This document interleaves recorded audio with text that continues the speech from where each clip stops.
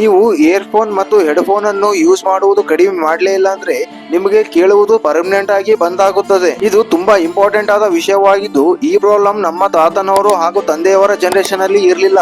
ಈಗಿನ ಜನರೇಷನ್ ಅಲ್ಲಿಯೇ ಈ ಪ್ರಾಬ್ಲಮ್ ಜಾಸ್ತಿ ಆಗ್ತಾ ಇದೆ ಎಂದು ನಾನು ಹೇಳ್ತಿಲ್ಲ.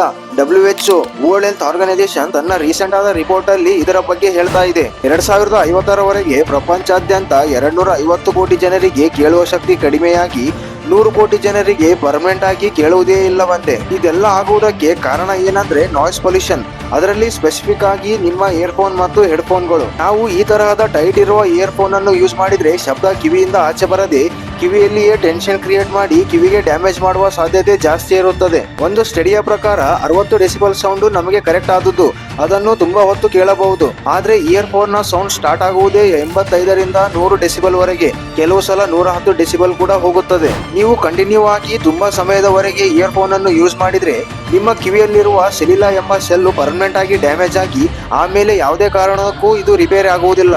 ತುಂಬಾ ಹೊತ್ತು ಇಯರ್ಫೋನ್ ಅನ್ನು ಯೂಸ್ ಮಾಡುವ ನಿಮ್ಮ ಫ್ರೆಂಡ್ಗೆ ಈ ವಿಡಿಯೋನ ಶೇರ್ ಮಾಡಿ, ಎಲ್ಲರೂ ಅವೇರ್ ಆಗುವಂತೆ ಮಾಡಿ.